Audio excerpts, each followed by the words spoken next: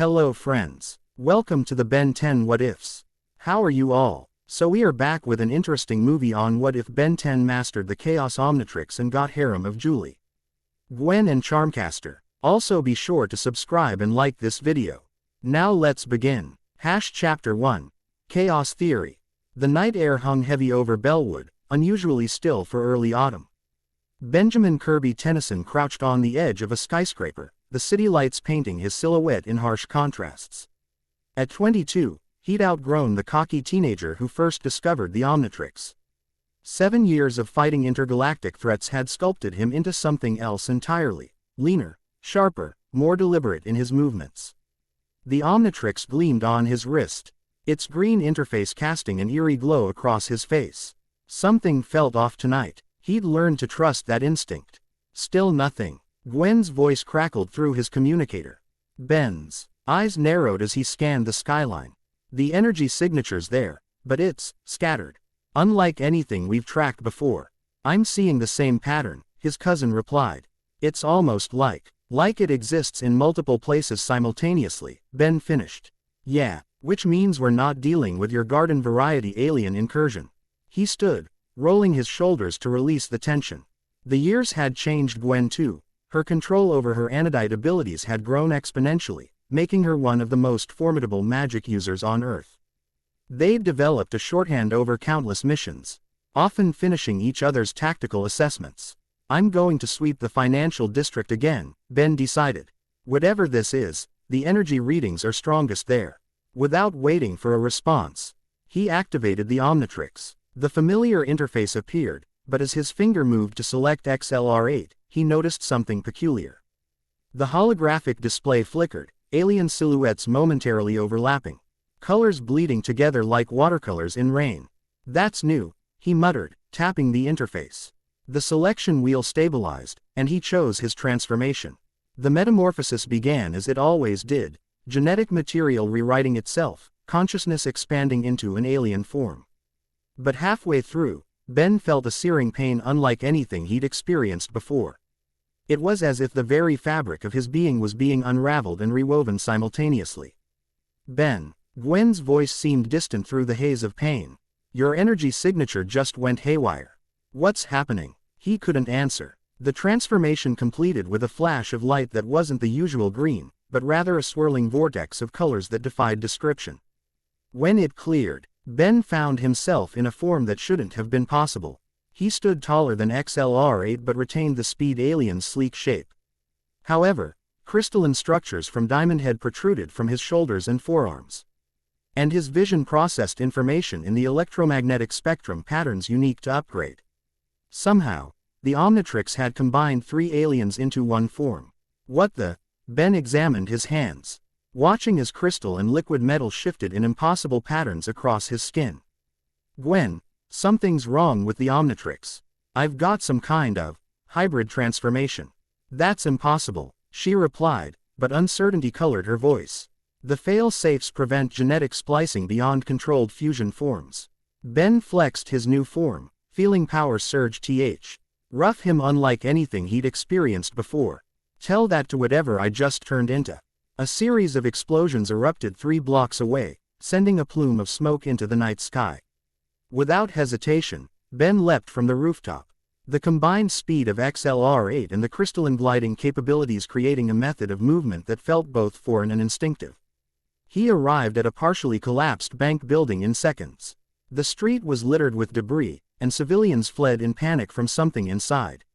Ben rushed into the building, his enhanced senses immediately identifying the threat. A figure floated in the center of the lobby, surrounded by swirling portals that seemed to cut through the very fabric of reality. It was vaguely humanoid but composed of shifting geometric patterns that hurt to look at directly, like a 3-dimensional being trying to exist in 4 dimensions. Dimensional anomaly detected, the being announced in a voice that seemed to come from everywhere at once. Omnitrix signature located. Initiating acquisition protocol. The entity extended what might have been an arm, and one of the portals expanded, unleashing a blast of energy directly at Ben. Acting on instinct, Ben raised his crystalline arm. The energy struck the diamond head portion of his anatomy, but instead of deflecting as expected, the crystals absorbed the energy, pulsed with power, and then channeled it through the upgrade components of his body. That's not how these powers are supposed to work, Ben muttered, watching in fascination as the energy coursed through his hybrid form before he could redirect it back at the entity with doubled intensity. The being seemed to ripple when struck, its geometric patterns temporarily destabilizing. Error. Subject demo. N Straight's unauthorized reality manipulation. Recalibrating approach. The portals around the entity began to spin faster, and the air crackled with dimensional energy. Ben felt the Omnitrix symbol on his chest pulse in response, as if communicating with the phenomenon before him. Ben. Gwen's voice came through his communicator again. I'm picking up reality fractures all around your position. W. Whatever you're facing is tearing holes between dimensions. Thanks for the newsflash, Ben replied, dodging a barrage of energy blasts that left smoking craters in the marble floor. Any ideas on how to stop it? I'm on my way with containment spells, but her transmission cut off as one of the energy blasts struck too close, shorting out Ben's communicator. Alone now, he assessed his options. The hybrid form gave him capabilities he'd never had before, but its unpredictability made strategic planning difficult. The entity seemed to be drawing power from the dimensional rifts themselves. Logic suggested closing those rifts would weaken it. Ben focused on the upgrade aspect of his hybrid form, extending his liquid metal components toward the nearest portal. Let's see if I can hack interdimensional space, he muttered, interfacing with the swirling energy. The connection was immediate and overwhelming. Information flooded his consciousness, glimpses of alternate realities, timelines branching like neural networks. And at the center of it all, a familiar symbol that resembled the Omnitrix but vastly more complex, almost fractal in its endless self-similarity. The entity recoiled. Unauthorized access detected. Connection to the Chaos Matrix compromised. Chaos Matrix. Ben repeated, maintaining his connection to the portal despite the strain it placed on his hybrid form. Is that what you're after? Instead of answering, the entity began to fold in on itself, its geometric patterns collapsing inward. The portals surrounding it pulsed violently, and Ben sensed an imminent energy release.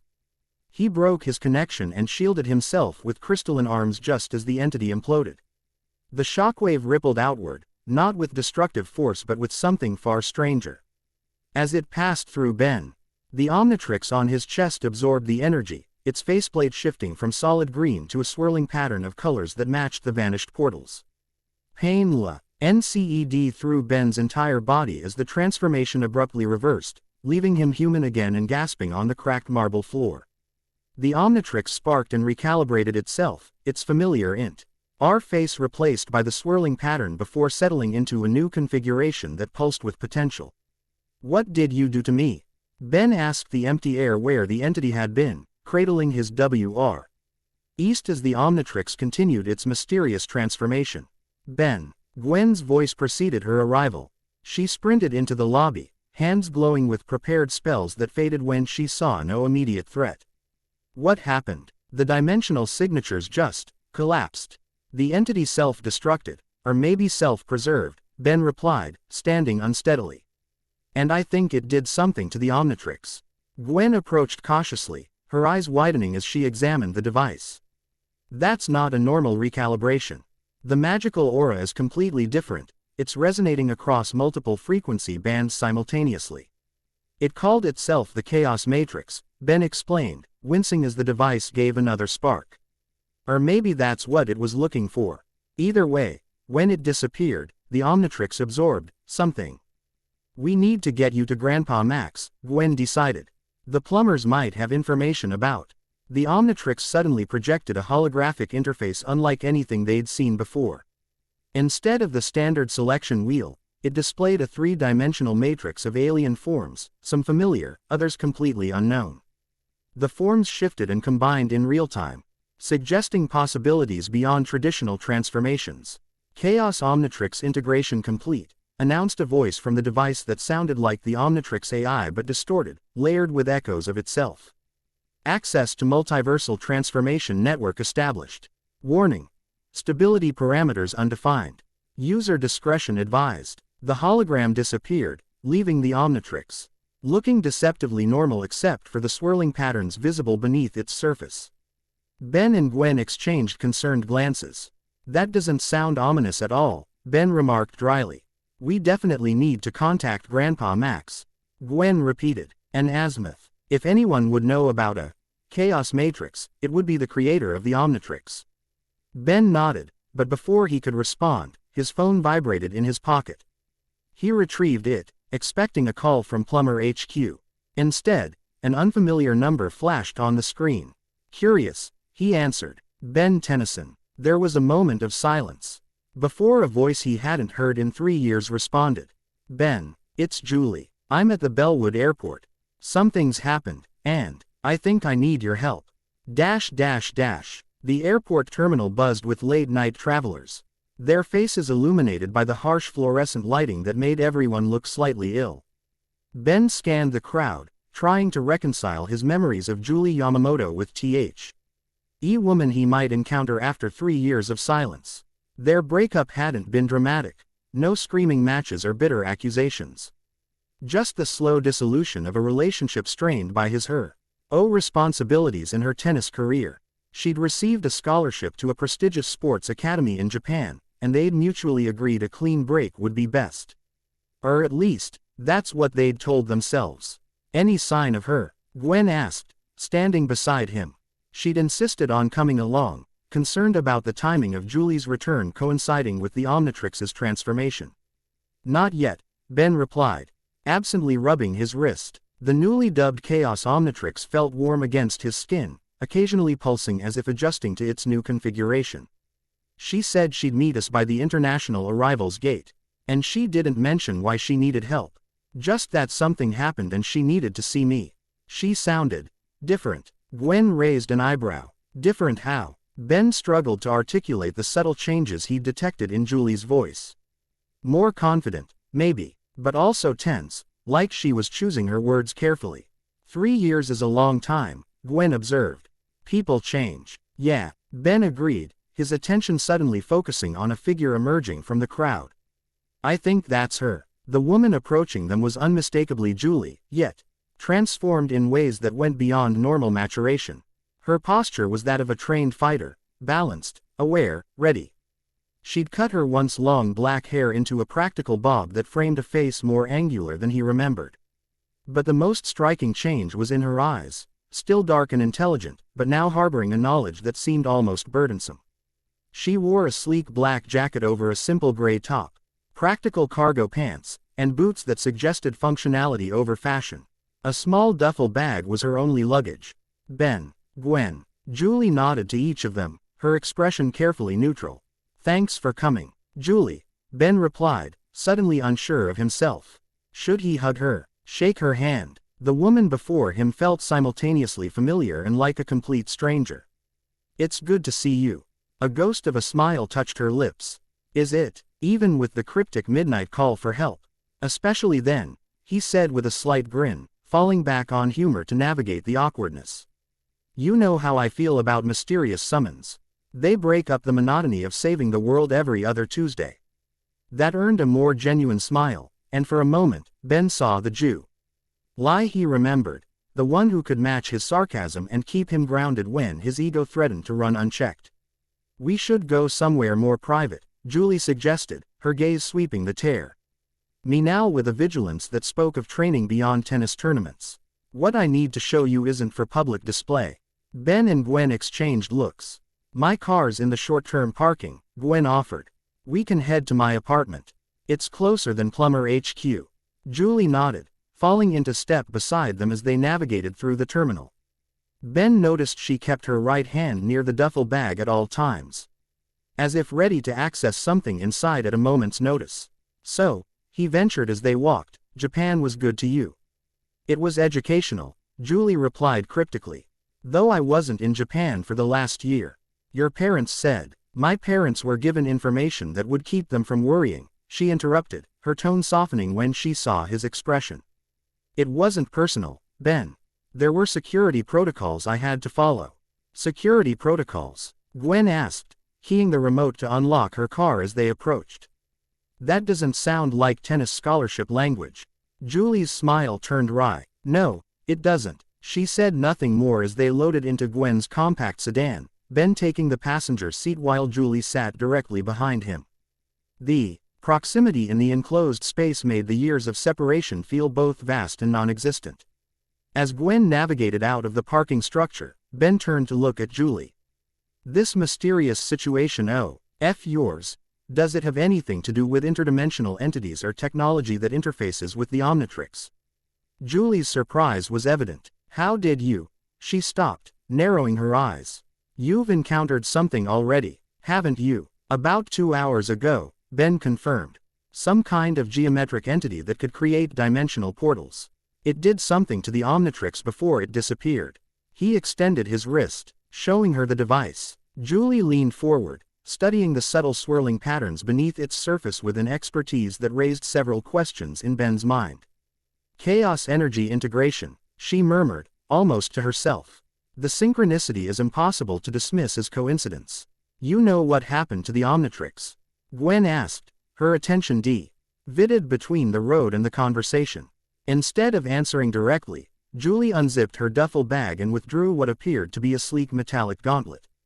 Its design was elegant yet clearly functional, with circuitry patterns etched into its surface that pulsed with a blue-white energy.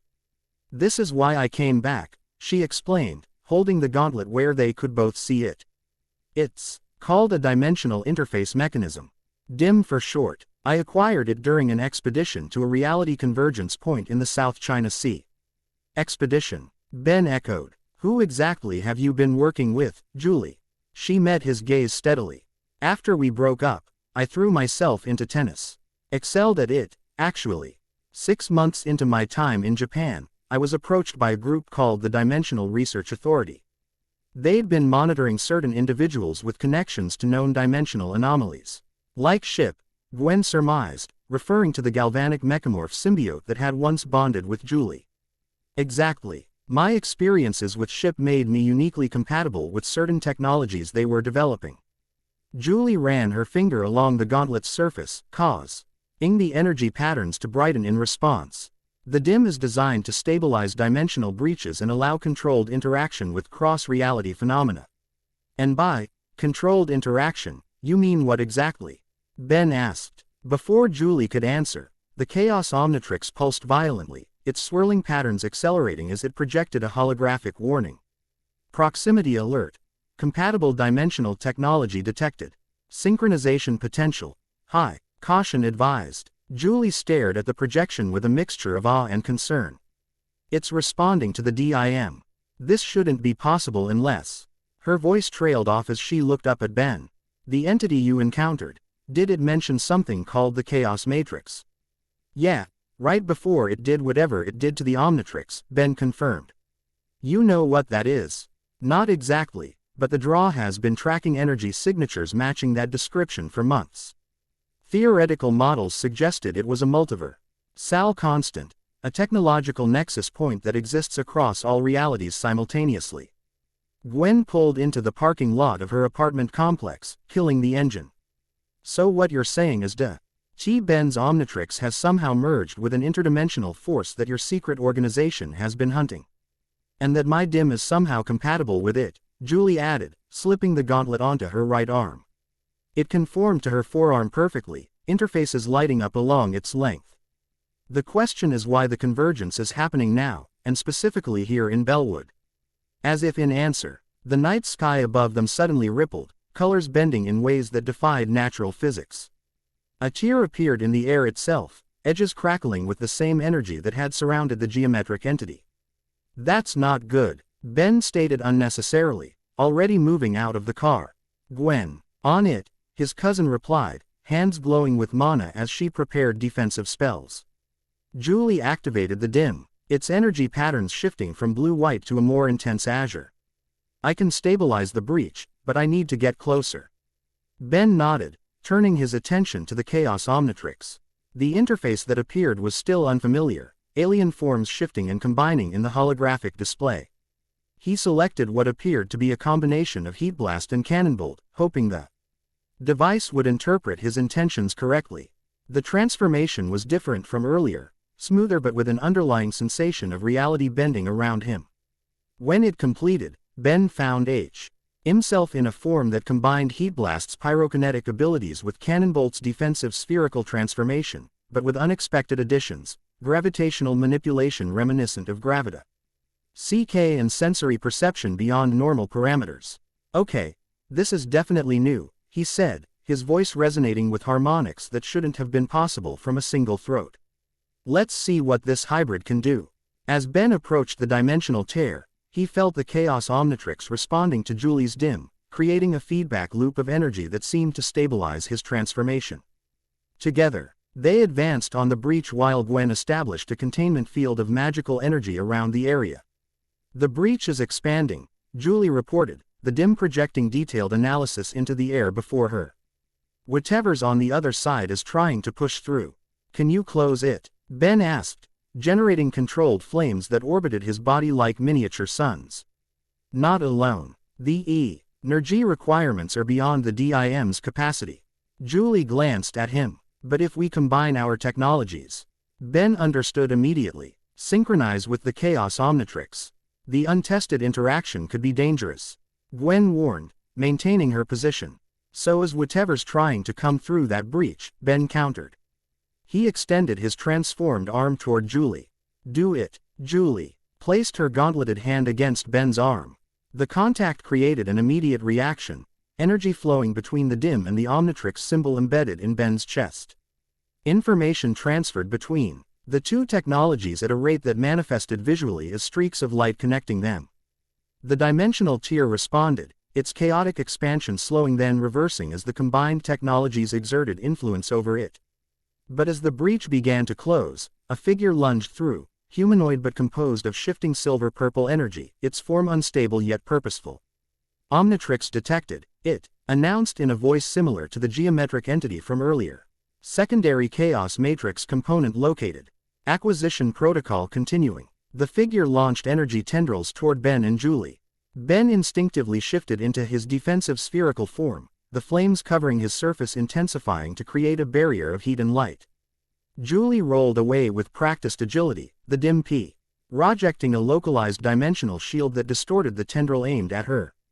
Ben, Gwen called out, redirecting her magical energy to intercept additional tendrils. These things are after the Omnitrix. Tell me something I don't know, Ben replied, uncurling from his defensive position to launch a gravitationally enhanced fireball at the entity. The projectile struck with devastating force, temporarily disrupting the being's cohesion. Julie circled to flank the entity, the dim analyzing its composition in real time. It's not fully materialized in our dimension, she reported. That's why it's unstable. We need to force it back through the breach before it fully anchors here. How do we do that? Ben asked, maintaining pressure on the entity with controlled gravitational pulses that kept it off balance. The dim can reverse the polarity of the breach, creating a pulling effect instead of a pushing one. But I need direct contact with the entity's core. Gwen created a DGE of mana extending toward the creature. I can get you there, but you'll only have seconds before it adapts. Julie nodded, determination evident in her stance as she stepped onto the magical construct. Ben, I need you to destabilize it just enough for me to access its core matrix. Too much force will shatter it into separate entities, too little and it'll repel me. No pressure, Ben muttered, focusing on his hybrid form's capabilities. He needed precision, something he'd developed over years of experience but which was complicated by the Chaos Omnitrix's unpredictable nature. As Julie advanced along Gwen's mana bridge, Ben concentrated on generating a specific frequency of gravitational waves, using his enhanced senses to identify the entity's structural resonance. He fired a TLY-controlled pulse that struck the creature's center mass, causing its energy field to temporarily destabilize in concentric rings. Now, he shouted. Julie leapt from the mana bridge, the dim owing intensely as she plunged her gauntleted hand directly into the entity's disrupted core. The contact created a cascading reaction, energy surging between Julie, the entity, and the dimensional breach behind it. For a moment, everything seemed suspended in potential. Julie connected to the entity connected to the breach, and the breach pulsing in response to the Chaos Omnitrix on Ben's chest. Then reality reasserted itself with a shockwave that knocked them all backward. The entity dissolved into particles of light that were drawn back into the collapsing breach. Julie fell from her midair position. The DIM's energy field flickering erratically around her. Ben launched himself forward, his hybrid form's capabilities allowing him to catch her before she hit the ground. The dimensional tear sealed itself with a final pulse of energy that was absorbed by both the Chaos Omnitrix and the dim, creating a momentary light show in the night sky before returning to normal. Ben's transformation reversed, leaving him human again but still holding Julie. The dim on her arm powered down to standby mode, its interfaces dimming but not deactivating completely. That, Ben said with a slight smile, was some reunion. Julie looked up at him, exhaustion evident but with a spark of the old connection between them. I told you I needed your help. Gwen approached, dispelling her magical constructs. And I think we need yours just as much. Whatever these entities are, they're connected to both your dim and Ben's new Chaos Omnitrix. The Dimensional Research Authority has been tracking these incursions for months, Julie explained as Ben helped her to her feet. They're increasing in frequency and intensity. Tonight makes 3 in the last week alone. Why target the Omnitrix specifically? Ben asked, examining the device on his wrist. The swirling patterns had stabilized somewhat, but it still radiated an energy unlike its previous iterations. The Draw believes these entities are fragments of something larger, a multiversal intelligence that was somehow shattered across dimensions. They're seeking components to reconstitute themselves. And they think the Omnitrix is one of those components. Gwen frowned. That doesn't make sense. The Omnitrix was created by Azimuth in our dimension. Julie shook her head. Not the Omnitrix itself, but what it's becoming. The Chaos Matrix isn't a device. It's a conceptual framework that allows interaction between all possible realities simultaneously. The entities believe the Omnitrix can be converted into a suitable vessel. Ben looked at the device with new concern. So this upgrade is actually these entities trying to hijack the Omnitrix for their own purposes. It's more complicated than that, Julie said, checking the DIM's diagnostics. The synchronization between our technologies suggests a predetermined compatibility. Almost as if what? Gwen prompted when Julie hesitated. As if the Omnitrix was always meant to evolve this way, and the entities are simply catalyzing a natural progression. Julie met Ben's gaze directly. The Draw has theorized that certain technologies across the multiverse are connected, echoes of each other designed to eventually merge into something greater. Ben processed this information, connecting it to his experiences with the Omnitrix over the years. Azimuth always said the Omnitrix was more than just a transformation device. That its true purpose was greater than I understood. Exactly, Julie agreed, and now it's evolving into that greater purpose. Which is what, exactly? Gwen asked. Before Julie could answer, the night was split by another dimensional disturbance, not a tear this time, but a controlled portal that manifested several yards away. Unlike the chaotic breach from earlier, this portal had defined edges and stable energy patterns. A figure stepped through, tall and commanding in appearance. Her silver-white hair contrasted sharply with her purple and black attire, and the magical energy that surrounded her hands was instantly recognizable. Charmcaster, Gwen said, immediately shifting into a defensive stance. Hello, cousin, Charmcaster replied with a smirk that didn't quite reach her eyes. Her gaze moved to Ben and the device on his wrist. I see it's already happened. The Chaos Omnitrix has awakened. How do you know about that? Ben demanded, positioning himself protectively near Julie. Because unlike you amateurs, I understand what's really happening. Charmcaster approached, her movements confident but non-threatening. Those dimensional entities you've been fighting. They're just symptoms of a much bigger problem, one that's going to require all of us working together to solve. Why should we trust you? Gwen challenged. Last time we met, you were trying to drain my magical essence. Charmcaster waved dismissively. Ancient history. Right now, we have more pressing concerns than past grudges. She turned her attention to Julie. The dim is stable, no corruption from the entity contact. Julie's surprise was evident. How do you know about the dimensional interface mechanism? Because I helped design its magical components, Charmcaster revealed. The Dimensional Research Authority isn't exactly forthcoming about all their consultants, are they? The revelation created a moment of stunned silence. Ben looked between Julie and Charmcaster, trying to process this unexpected connection. "You're working with the draw?" Julie finally asked. "Not exactly. With them," Charmcaster clarified. "Let's say our interests temporarily aligned. They needed someone who understood the magical implications of cross-dimensional technology. I needed access to certain resources." "What kind of resources?" Ben asked suspiciously. Charmcaster's expression turned serious. "The kind that might help us prevent the collapse of the multiverse." She gestured to the Chaos Omnitrix. "That device on your wrist is now a focal point for dimensional instability. The entities are drawn to it because it represents their best chance at reconstitution." "Into what?" Gwen pressed. "Thing that shouldn't exist in any single reality," Charmcaster replied. "A being of pure chaos with the power to rewrite the fundamental laws of existence." Ben looked down at the Omnitrix, its swirling patterns seeming more ominous in light of this information. "So I'm basically wearing a multiversal doomsday device on my wrist."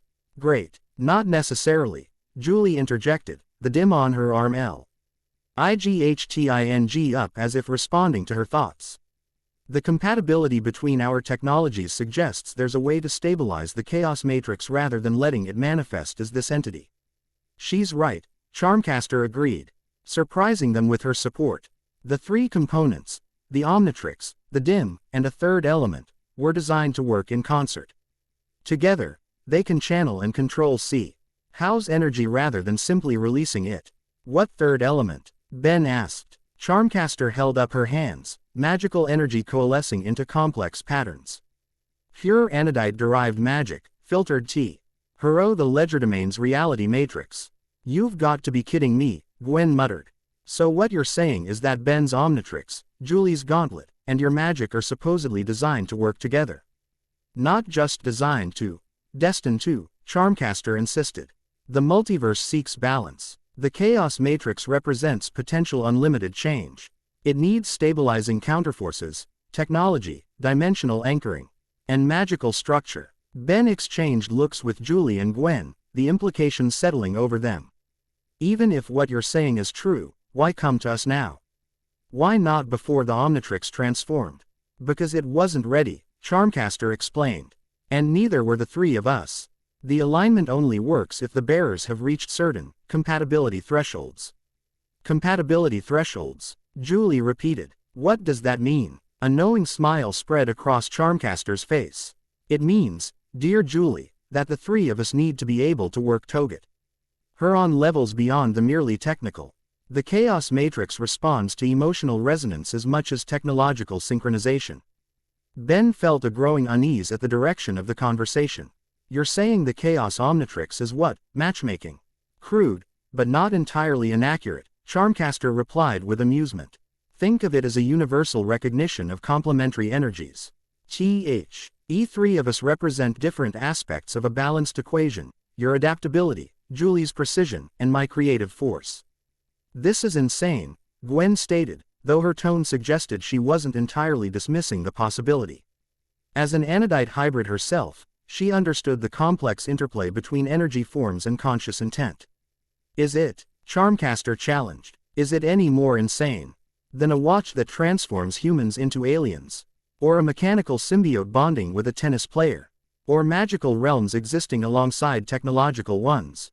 Julie studied her dim thoughtfully. "The synchronization earlier, it was stronger than anything I've experienced during draw testing. And it happened specifically with Ben's Chaos Omnitrix.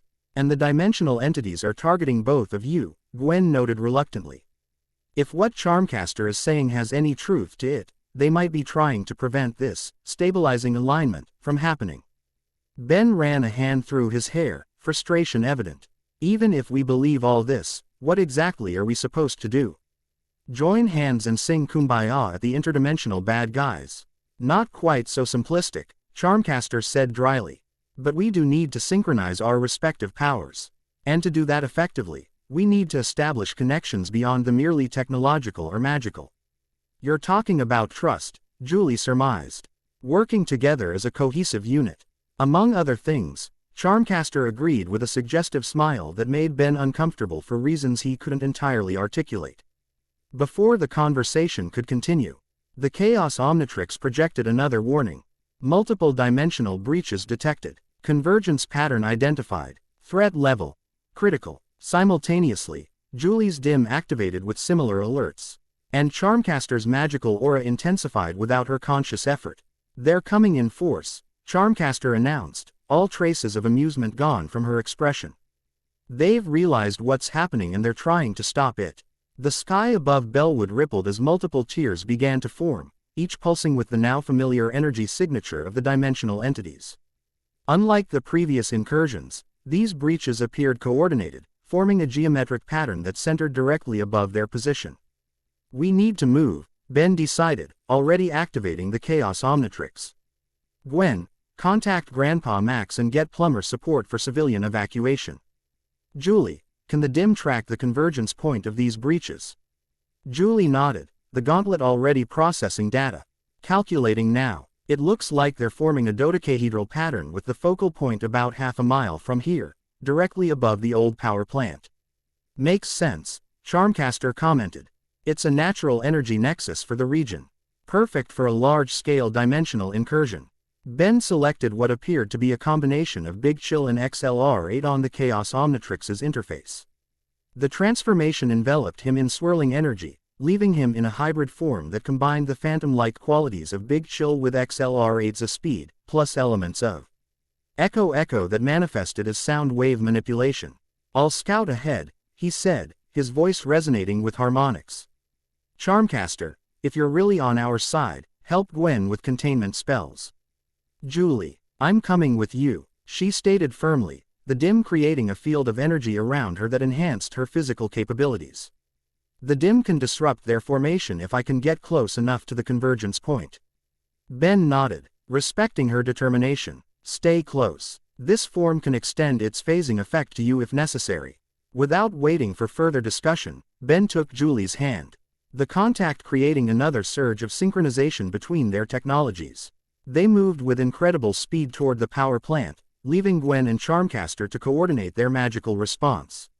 As they raced through the streets of Bellwood, Ben couldn't help but reflect on the bizarre turn his life had taken in the span of a few hours.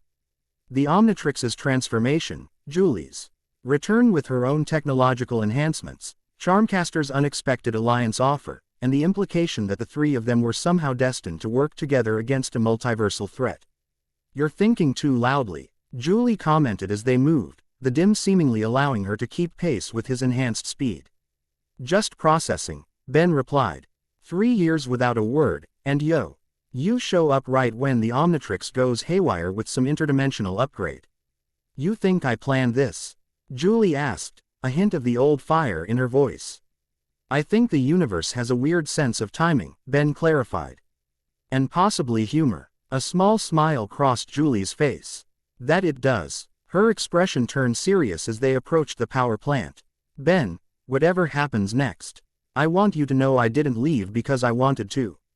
Some choices were made for both of us." Before Ben could respond, they arrived at the perimeter of the abandoned facility. The sky above was a maelstrom of dimensional energy, breaches forming and connecting in the predicted dodecahedral pattern. At the center, a larger tear was beginning to form, a convergence point that pulsed with ominous power. "That doesn't look good," Ben observed, scanning the area. The power plant itself seemed deserted, but energy readings suggested activity inside the main building.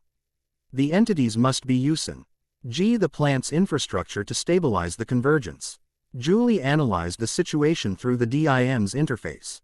"They're creating a dimensional anchor point. If it fully establishes, they can ring through something much larger than the scouts we've encountered so far." "How do we stop it?" "We need to disrupt the geometric pattern," Julie explained. "Each breach is maintaining precise ATL coordinates relative to the others. If we can destabilize even one, the entire formation should collapse." Ben considered their options. "Can you target a specific breach with the DIM?" "Yes, but I'd need to be much closer to the convergence point." Julie pointed to the central tear in the dimensional pattern. "Right underneath that, which means going into the power plant," Ben concluded. "Where there are probably more entities waiting." Julie's determined expression didn't waver. "I didn't come back just to stand on the sidelines, Ben." "I know," he replied with a mixture of admiration and concern. That's what worries me. Before they could move forward, a surge of mana announced Gwen's arrival, Charmcaster following close behind on a platform of her own magical energy. Plumber evacuation is underway, Gwen reported. Grandpa Max is coordinating a containment perimeter, but they won't be able to do much against dimensional entities. We've identified the target, Ben explained, pointing to the convergence point. Julie needs to get directly underneath it to disrupt the pattern. Charmcaster studied the formation with expert eyes. It's a classic trans-reality invocation pattern. They're essentially creating a doorway large enough for their primary consciousness to manifest physically. Can your magic disrupt it? Gwen asked. Not alone, but combined with the DIM's dimensional frequency modulation and the Chaos Omnitrix's reality manipulation. Charmcaster looked at each of them meaningfully. This is exactly why the three of us need to synchronize. You keep saying that, Ben said. But you haven't explained exactly how we're supposed to synchronize, beyond working together. A crash from inside the power plant interrupted the conversation. The main doors burst open as several humanoid entities emerged, their forms similar to the ones they'd encountered earlier but more stable, more defined. Omnitrix located, they announced in unison. Chaos Matrix components detected. Convergence must be prevented. Ben moved to engage them, his hybrid form allowing him to phase through their energy attacks while countering with concentrated sound waves that disrupted their cohesion. Gwen and Charmcaster provided magical support, their disparate styles of spellcasting surprisingly complementary.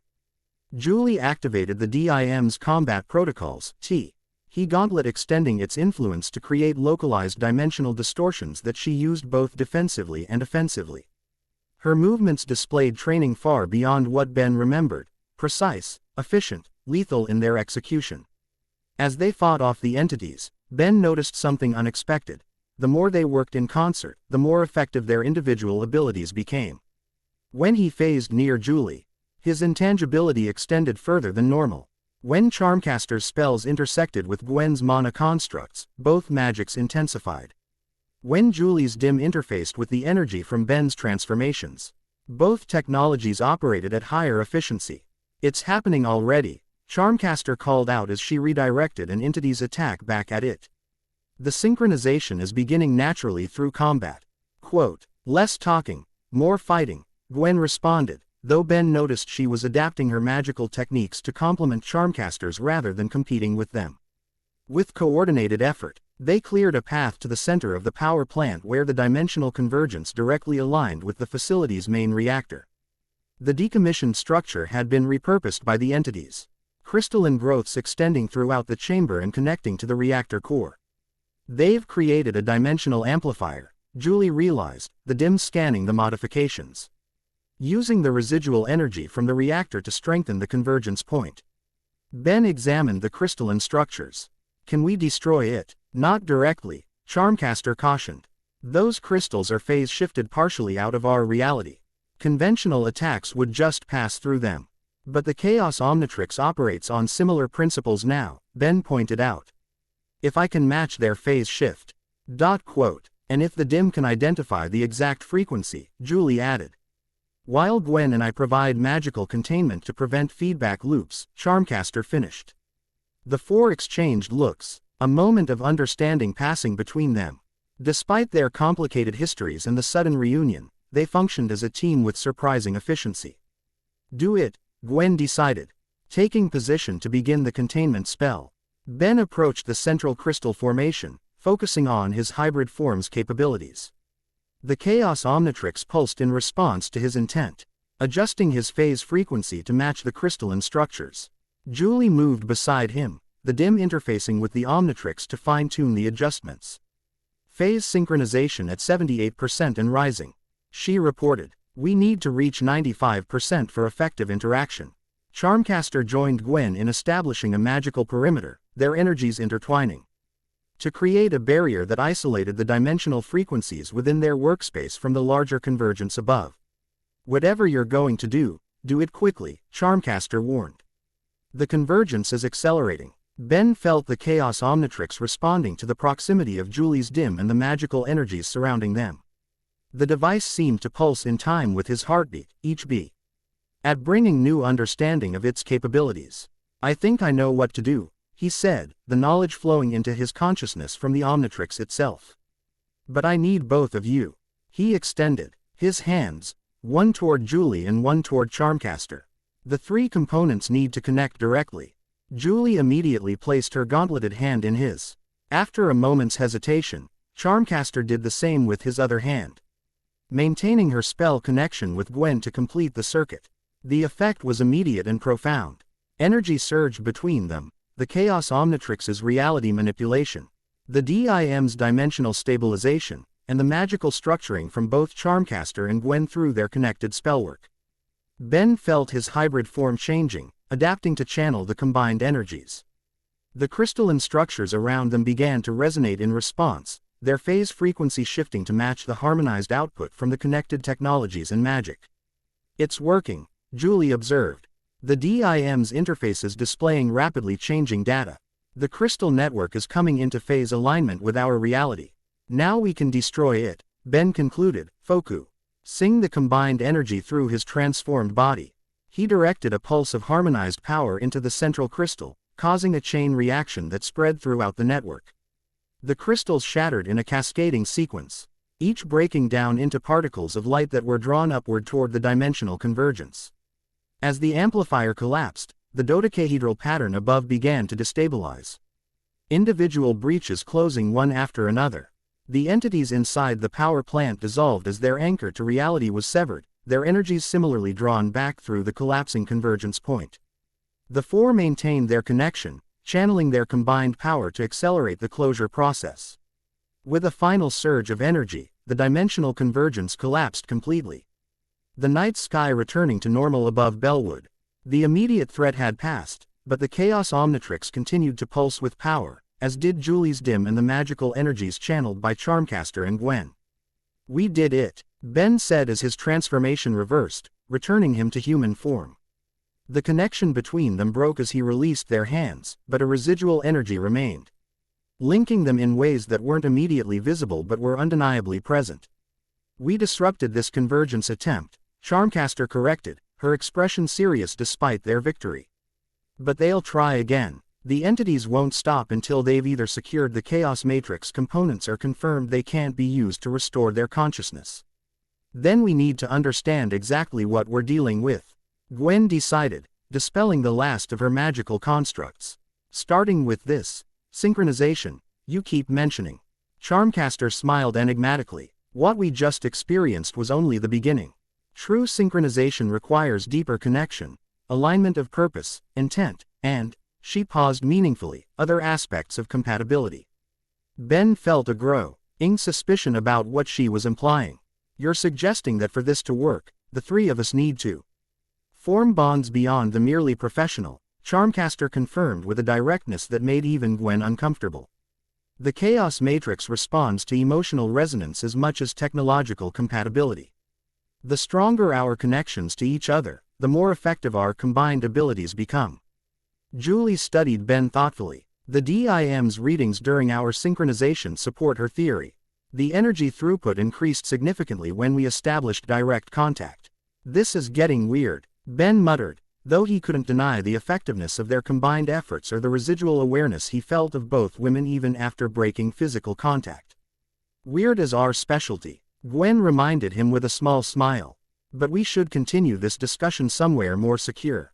Plumber headquarters would have the resources to analyze what happened tonight. As they prepared to leave the power plant, Ben found himself walking beside Julie. So, he began awkwardly, apart from the interdimensional crisis and technological synchronization, how have you been? Julie's laugh was genuine, if tinged with exhaustion. Still the same Ben. World could be ending, and you'd try to make small talk. It's a gift, he replied with a self-deprecating smile. She studied him for a moment, her expression softening. I've missed that, you know. Your ability to find normalcy in the absolute chaos that follows you everywhere. Speaking of chaos, Ben said, glancing at the Omnitrix. What do you make of Charmcaster's theory about us? Julie's gaze flicked briefly to where Charmcaster walked ahead with Gwen, their discussion focused on magical theory. I think, she said carefully, that dimension-hopping alien entities aren't the strangest thing I've had to deal with since meeting you. That's not really an answer, Ben pointed out. No, Julie agreed with a small smile. It's not. As they left the power plant behind, the Chaos Omnitrix pulsed once more, its swirling patterns momentarily aligning with similar patterns in Julie's dim and the magical aura surrounding Charmcaster. None of them noticed the subtle connection forming between them, invisible threads of possibility weaving their fates together in ways that would soon become impossible to ignore. The night's events had changed everything, setting them on a path none had anticipated. The Chaos Omnitrix had awakened, and with it, possibilities both wondrous and terrifying. Whatever came next, they would face it together, whether by choice or cosmic design remained to be seen. Chapter 1 and Chapter 2, Dimensional Fractures. Morning light filtered through the blinds of Gwen Tennyson's apartment, casting striped shadows across the makeshift war room they'd assembled overnight. Digital displays and magical projections coexisted in an unlikely harmony, much like four individuals who stood around the central table, examining the data from the previous night's encounter. Ben stifled a yawn, having managed barely 3 hours of restless sleep. The Chaos Omnitrix had pulsed irregularly throughout the night, each surge sending whispers of alien consciousness through his dreams. Across the table, Julie looked equally exhausted, dark circles beneath her eyes, contrasting with the alert attention she gave to her DIM's holographic readouts. Only Charmcaster appeared fresh and energized, her silver-white hair immaculately styled despite the early hour. She manipulated a complex magical diagram with casual expertise, occasionally glancing at Ben with an enigmatic smile that made him unreasonably self-conscious. The dimensional breaches follow a pattern, Gwen stated, circling 7 points on the digital map of Bellwood. Each incursion has occurred at a location with heightened background energy readings. Ley lines, Charmcaster corrected, Superi. MPO Sing her magical projection over Gwen's map. Luminous purple lines connected the incursion points, forming an unmistakable geometric pattern. Your science calls them geomagnetic anomalies, but you're actually channels of mystical energy that flow through physical reality. Julie leaned forward, the dim on her arm scanning the combined projections. The draw detected similar patterns globally. They designated them dimensional fault lines, areas where the barriers between realities naturally thin. So Bellwood sits on an interdimensional weak spot, Ben concluded, absently rubbing the Chaos Omnitrix. Because of course it does. Why would the universe make anything easy? It's not coincidence, Charmcaster asserted, her fingers tracing the pattern of ley lines. Azimuth chose Earth F, or the Omnitrix's deployment precisely because of these intersection points. This planet exists at a unique nexus of dimensional possibilities. Ben blinked in surprise. Azimuth never mentioned that. Would you have understood the implications if he had? Charmcaster challenged with a raised eyebrow. Probably not, Ben admitted. But I still don't get why these entities are targeting the Omnitrix now, after all these years. Julie manipulated her dim interface, projecting a timeline of energy readings. According to the DRA's data, dimensional instability has been increasing exponentially over the past 18 months. It correlates with, she hesitated, glancing at Ben. With what? He prompted. With your last battle against Maltruant, she finished. When he attempted to restructure the timestream, Ben's expression darkened at the memory. The time-manipulating villain had nearly succeeded in rewriting history before Ben had stopped him by essentially breaking time itself. Paradox had assured him the timeline would heal naturally, but clearly, there had been consequences. You think the dimensional entities are connected to that incident? Gwen asked. More than connected, Charmcaster interjected. I believe they're fragments of reality that were sheared off when time was broken and reassembled. Pieces of what existed between moments, given consciousness by the trauma of temporal reconstruction. A heavy silence fell over the room as they processed this possibility. If true, it meant Ben's past actions had inadvertently created the current threat. So this is my fault, he said quietly. Julie's hand covered his immediately, the dim briefly pulsing in response to contact with the Chaos Omnitrix. You did what was necessary to save reality itself. Nay could have predicted these consequences. Besides, Charmcaster added with surprising gentleness, assigning blame as pointless. What matters is addressing the situation now. Ben nodded, grateful, all for their understanding but still troubled by the implications. So what exactly do these entities want? To rebuild themselves using the Chaos Omnitrix? Not exactly, Charmcaster explained, manipulating her magical diagram to illustrate her theory. They exist in a state of quantum uncertainty, neither fully real nor entirely conceptual. The Chaos Matrix represents a framework that could stabilize their existence across multiple realities simultaneously. Like a multiversal anchor point, Gwen suggested. Precisely. But the Chaos Matrix was never meant to be wielded by a single consciousness. It's too powerful, too fundamentally disruptive to reality's basic structure. Charmcaster gestured to Ben's wrist. What the Omnitrix has become is just one component of a balanced system designed to channel and control chaos energy. Julie's dim projected complementary data. The dimensional entities want to claim all three components, the Chaos Omnitrix, the dim, and Charmcaster's magic conduits, to reconstitute themselves as a singular being with absolute control over dimensional boundaries. Which would be bad, Ben summarized dryly. Catastrophic, Charmcaster corrected. It would collapse the walls between dimensions, merging all realities into a chaotic singularity. Gwen frowned, analyzing the combined projections. But you're suggesting we can prevent this by, what? Becoming the proper wielders of these components ourselves. That's exactly what I'm suggesting, Charmcaster confirmed. The three components working in harmony can stabilize the dimensional fractures rather than exploiting them. Ben looked between Julie and Charmcaster skeptically. And this harmony requires some kind of special connection between the three of us. Charmcaster's smile returned, knowing and slightly mischievous. The Chaos Matrix responds to emotional resonance as much as technological compatibility. The stronger the connection between wielders, the more effective the stabilization. Julie cleared her throat, a faint blush coloring her cheeks. The DIM's readings do support this theory. During our synchronization at the power plant, effectiveness increased by nearly 300% when we established direct contact. Exactly how intimate does this connection need to be? Ben asked carefully, trying to keep his tone professional despite the implications.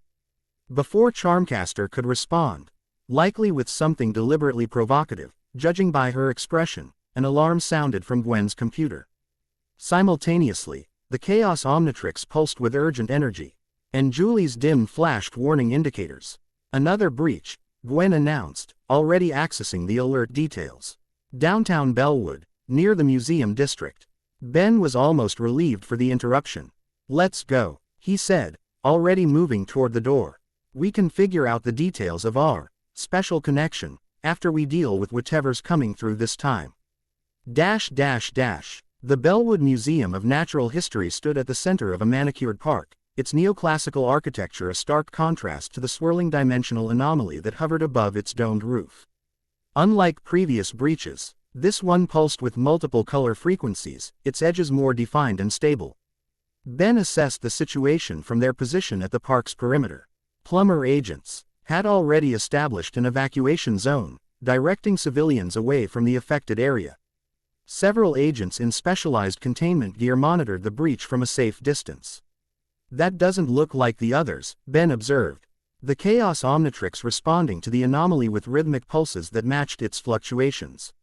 It's not an attack, Julie said, the DIM's analysis scrolling across its interface. It's a controlled manifestation, almost like a doorway. Or a communication channel, Charmcaster suggested, her magical senses extended toward the phenomenon. Someone's trying to make contact. As if confirming her assessment, the dimensional breach stabilized into a perfect circular portal. The swirling energies within coalesced into a projection, a humanoid figure composed of geometrically complex light patterns that hurt the eye to observe directly. Wielders of the Chaos Matrix components, the entity announced, its voice resonating not through air but directly within their minds.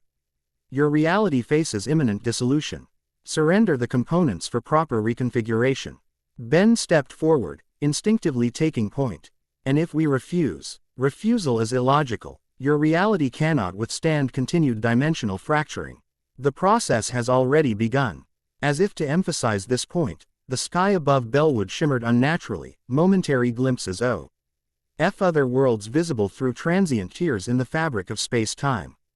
We have a solution that doesn't involve surrendering anything, Ben countered. The components can stabilize the fractures when used together properly. The entity seemed to consider this, its geometric patterns shifting in complex calculations. You refer to the triumvirate protocol. This approach has a theoretical success probability of 17.3%, requiring perfect synchronization between wielders. Current synchronization levels measured at 24% of minimum threshold. Julie moved beside Ben, the DIM activated and ready. We've only just begun working together. Synchronization will improve. Time is insufficient, the entity stated flatly. Dimensional collapse accelerates exponentially. Catastrophic breach ready. CTED within 72 hours without intervention. Charmcaster joined them, her magical aura intensifying. Your intervention would destroy individuality across multiple realities. Our approach serves the dimensional boundaries while healing the fractures. The entity's patterns became more agitated. Preservation of individual dimensional states is irrelevant. Cohesion of the quantum framework takes priority. Not to us, Ben declared firmly. We're protecting this reality and all others from being forcibly merged. The entity seemed to expand, its projection growing more detailed and complex. Your emotional attachment to dimensional separation is noted but inconsequential. The chaos matrix components will be reclaimed. Without warning, the portal expanded dramatically, its DGES destabilizing as dozens of smaller entities poured through, similar to those they'd fought at the power plant but more varied in configuration, some resembling crystalline insects while others mauve. Like liquid mercury given partial solidity. Well, diplomacy failed, Ben muttered, activating the Chaos Omnitrix. The selection interface appeared, alien forms shifting and combining in holographic display. He selected a combination that resembled Heatblast and Diamond Head with elements of Gravitac. The transformation washed over him, more controlled than previous experiences but still ACC. Accompanied by unusual sensations as reality seemed to bend slightly around his changing form. When it completed, Ben found himself in a hybrid form with crystalline skin that glowed with internal heat, gravity manipulation abilities, and unexpected sensory enhancements that allowed him to perceive dimensional frequencies. I'm starting to get the hang of this, he remarked, his voice resonating with harmonic overtones. The entities swarmed toward them, specifically targeting Ben, Julie, and Charmcaster while largely ignoring the plumber agents. Their intent was clear: separate the component wielders to prevent synchronization. Ben created a gravitational field that slowed the approaching entities, giving Julie and Charmcaster time to prepare their defenses. Julie activated the DIM's combat protocols, the gauntlet extending its influence to create localized dimensional disruptions.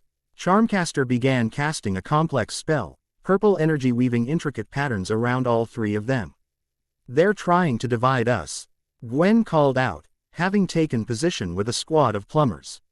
Her hands glowed with mana as she created defensive barriers. Stay together. Ben nodded, maintaining his position near Julie and Charmcaster.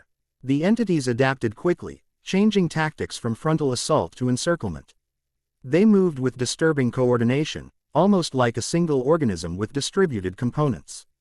We need to synchronize again, Charmcaster stated, her spell weaving continuing uninterrupted. Like at the power plant, but more deliberately this time. Kind of busy at the moment, Ben responded, launching superheated crystal projectiles that disrupted several entities upon impact. Julie's dim projected analysis of the swarm's movement patterns. They're establishing a resonance field to counteract our technologies. If we don't synchronize soon, they'll create enough interference to prevent it entirely. Ben made a split-second decision. Cover us, he called to Gwen, who immediately understood, reinforcing her mana shields around their position. With momentary protection established, Ben turned to Julie and Charmcaster. How do we do this properly? Physical contact is the first step, Charmcaster explained quickly. But this time, we need to align our intentions consciously. Julie extended her gauntleted arm. Focus on stabilizing the dimensional frequencies. The DIM can identify the correct harmonics, but the Chaos Omnitrix needs to amplify them. And my magic will provide the structural framework, Charmcaster added, completing the IR circle as she took Ben's crystalline hand and Julie's free hand. The connection formed immediately, energy flowing between the three components with greater intensity than before. Ben felt the OS Omnitrix responding to his transformed state, channeling power through his hybrid form and into the connection with Julie and Charmcaster. Now we need to align our intentions, Charmcaster instructed. Visualize the dimensional breaches closing, reality stabilizing around a central framework. Ben concentrated, finding it surprisingly easy to conceptualize dimensional structures through his transformed senses. He could almost see the fractures in reality, not just the visible portal but countless microscopic tears throughout the surrounding area, each leaking energy between dimensions. Yuli's DIM provided precise frequencies needed to seal these breaches, information flowing directly into Ben's consciousness through their connection. Simultaneously, Charmcaster's magic created reinforcing patterns that could make the repairs permanent rather than temporary. The synchronization deepened, moving beyond mere technological interface. Ben became acutely aware of Julie's focused determination, her analytical mind processing vast amounts of dimensional data with remarkable clarity. He similarly sensed Charmcaster's creative force, her magical intuition bridging concepts his scientific understanding couldn't quite grasp. Most surprisingly, he realized they could sense his emotions as well, his protective instincts, his strategic assessment of the situation, and deeper currents of feeling he hadn't intended to share. "It's working," Julie murmured, her eyes wide as the DIM's energy patterns synchronized perfectly with the Chaos Omnitrix. The effect manifested visibly around them as a sphere of swirling energy, green from the Omnitrix, blue from the DIM, and purple from Charmcaster's magic. The sphere expanded outward, passing through the approaching entities with dramatic effect. Each entity the energy touched briefly destabilized, their geometric patterns disrupting before reforming with noticeable difficulty. The main portal above the museum shuddered, its edges fluctuating as the synchronized energy challenged its stability. The projecting entity's form became less distinct, its communication more strained. Unexpected synchronization progress, it acknowledged, sounding almost concerned. Recalculating approach. The smaller entities suddenly withdrew, retreating toward the main portal in a coordinated movement. As they passed through, the portal itself began to contract, its energy signature changing to something more focused and concentrated. "They're not retreating," Julie warned, the DIM's analysis appearing in their shared consciousness through their connection. "They're consolidating power for a targeted strike." Ben felt the threat assessment through their link. The entities were combining into a single consciousness with enough power to potentially separate them by force. Their current synchronization, while improved, might not withstand a concentrated attack. "We need to close that portal before they complete consolidation," he decided. The strategic assessment flowing to the others through their connection. Charmcaster's magical knowledge provided the framework, a spell that could seal dimensional boundaries if powered sufficiently. Julie's dimensional calculations identified the portal's structural weaknesses. Ben's transformed abilities could provide the necessary energy and focus to execute their combined plan. Without needing verbal communication, they acted in perfect coordination. Charmcaster began the incantation, magical energy flowing through their connected circuit with increased potency. Julie directed DIM's dimensional frequencies to align with the portal's resonance, creating a counter-harmonic that disrupted its stability. Ben channeled the Chaos Omnitrix's power through his hybrid form, Combi. Ning Heat Blast's energy generation with Diamond Head's projective capabilities and Gravitax's spatial manipulation. The result was spectacular, a concentrated beam of multispectral energy that struck the portal at precisely its weakest point. The dimensional doorway shuddered violently, its structure collapsing inward as the entities within scrambled to complete their consolidation. "It's working," Gwen called out, maintaining her protective barrier around them. The portal contracted rapidly, the entities' collective consciousness only partially formed as it was forced back through the closing breach. A final surge of defiant energy pulsed outward before the portal sealed completely, the dimensional ripples gradually settling as normal reality reasserted itself.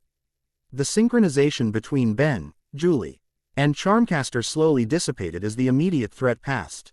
They maintained physical contact for several moments longer, each processing the unexpected intimacy of the mental and emotional connection they'd just shared. Ben was the first to break away, his transformation reversing as the Chaos Omnitrix timed out. He stood human again, suddenly awkward and uncertain how to address what had just happened between them. "That was he began, struggling to find appropriate words. Intense, Julie supplied, similarly uncomfortable as she examined the dim with unusual attention. Informative, Charmcaster concluded with a knowing smile that suggested she'd been least surprised by the depth of their connection. Gwen approached, dispelling her magical constructs. Whatever you three just did, it was effective. The dimensional readings are stabilizing throughout the area. We synchronized properly this time, Charmcaster explained, her usual confidence returning quickly. The triumvirate protocol activated, if only partially. Triumvirate protocol, Gwen repeated. You mentioned that before. What exactly is it? Before Charmcaster could respond, plumber vehicles approached their position, led by a distinctive RV that Ben recognized immediately. Grandpa Max had arrived personally to assess the situation. Explanations will have to wait, Ben decided. Atching his grandfather approached with a team of plumber technicians. We've got some official debriefing to do first. The plumber base beneath Bellwood had expanded significantly over the years, now occupying several subterranean levels equipped with advanced alien technology. The central command room buzzed with activity as technicians analyzed data from the dimensional incursion while Security teams maintained alert status in case of additional breaches.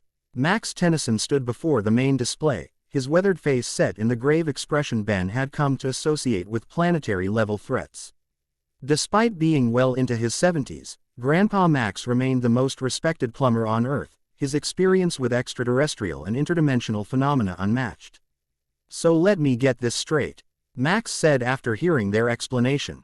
The Omnitrix has evolved into something called a Chaos Matrix component, which interdimensional entities want to use to collapse all realities into one. And to prevent this, you three need to form some kind of special bond that allows your technologies to work together. That's the simplified version, yes, Charmcaster confirmed, seemingly amused by Max's skeptical tone. And you're helping now because... Max left the question hanging, his suspicion of the former villain evident. Because contrary to popular belief, I don't actually want reality destroyed. Charmcaster replied dryly, my magical abilities make me the only viable candidate for the third component of the triumvirate. Max turned to Ben. Have you contacted Azimuth? If anyone would understand what's happening to the Omnitrix, it's him. We've tried, Ben explained. Galvan Prime isn't responding to any communications. According to Plummer reports, there are dimensional disturbances throughout that sector too. The fractures are spreading across the galaxy, Julie added, projecting data from her dim onto the main display. Earth is just the focal point because of the Chaos Omnitrix's presence. Max studied the projection thoughtfully. And this synchronization you described, it's the only way to repair these fractures. Ben, Julie, and Charmcaster exchanged uncomfortable glances, the memory of their shared consciousness still fresh. The entities mentioned a 72-hour timeline before catastrophic breach, Ben said, avoiding the more personal aspects of synchronization. Whatever our approach, we don't have much time to implement it. Max nodded gravely. I'll coordinate with plumber forces globally to monitor dimensional activity and handle civilian protection. You four focus on developing this synchronization capability. He looked pointedly at Charmcaster. I'm trusting you because Ben and Gwen are, but if this turns out to be some elaborate scheme. Save the threats, Magister, Charmcaster interrupted with a dismissive wave. If I wanted to conquer dimensions, I wouldn't need such a complicated plot. I'd just EA standard cranial displacement hex and be done with it. Max's expression remained stern, but he nodded curtly before turning his attention to the technical teams. As he walked away, Gwen approached their group, having completed her own debriefing with the magical division of the plumbers. The dimensional energy readings are unlike anything in the plumber database, she reported. There be ringing in specialists from the Friedkin University Magical Department to consult. Academic magicians, Charmcaster scoffed. They'll spend 3 days arguing about classification terminology while reality collapses around them. Not everyone has your practical experience with dimensional magic, Gwen acknowledged diplomatically. Which is why you need to explain exactly what this triumvirate protocol entails, the complete version. Not the sanitized explanation you gave Grandpa Max. Charmcaster's eyes gleamed with approval at Gwen's directness. The triumvirate protocol is an ancient concept, predating even legerdemain's current configuration. It describes 3 distinct power types working in perfect harmony to control chaos energy.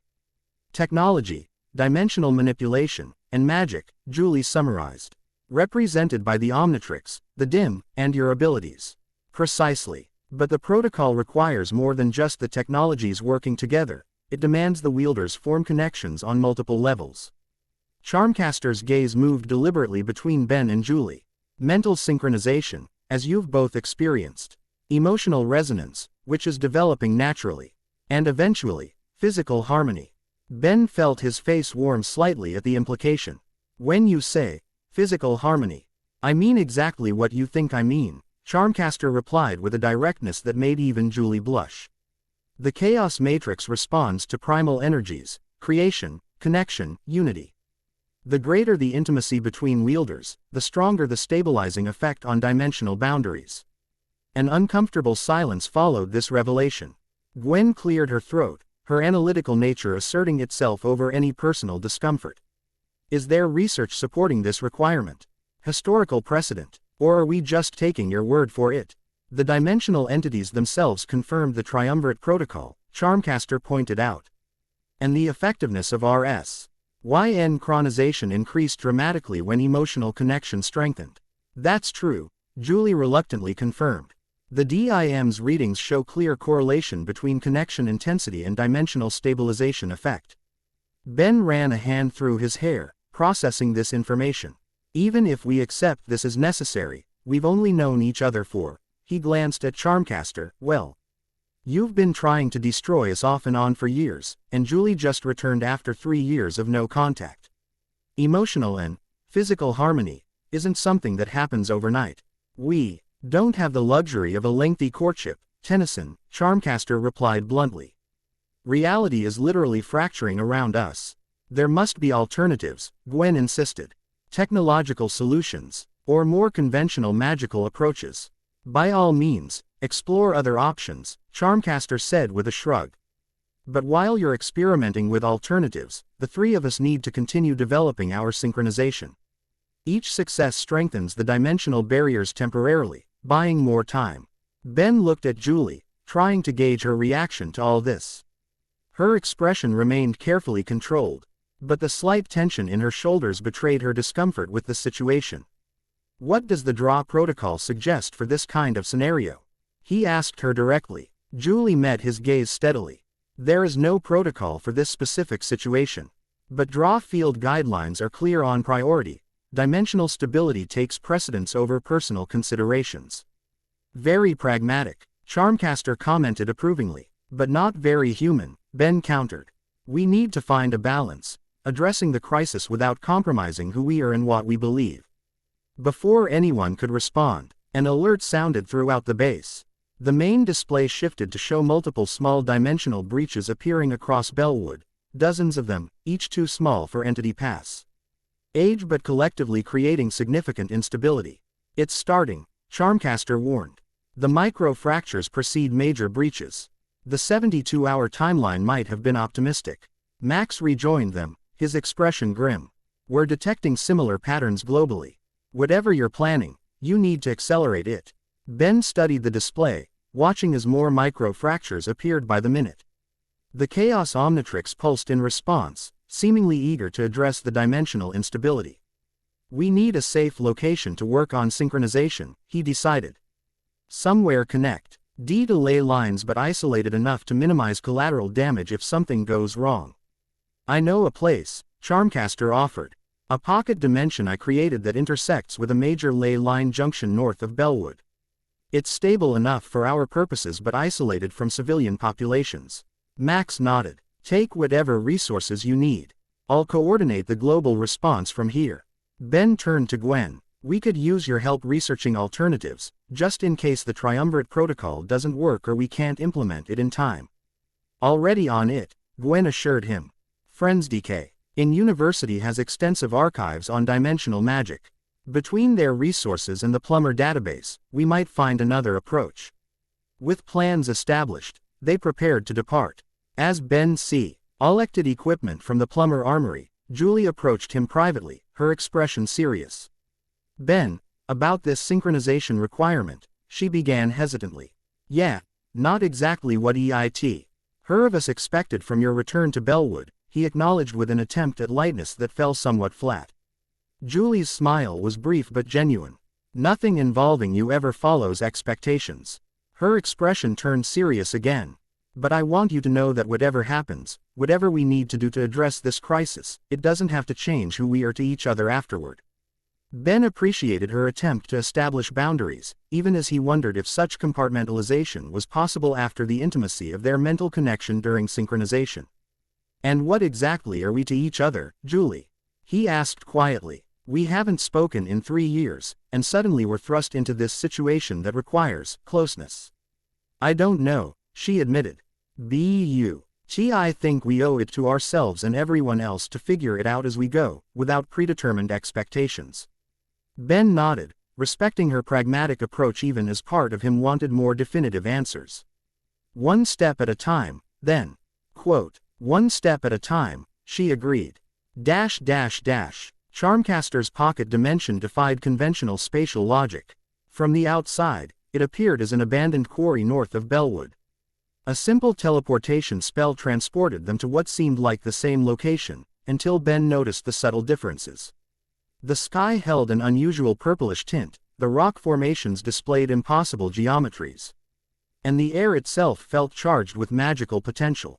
Welcome to my workshop, Charmcaster announced with evident pride, gesturing toward a structure built into the quarry wall that hadn't been visible from the outside.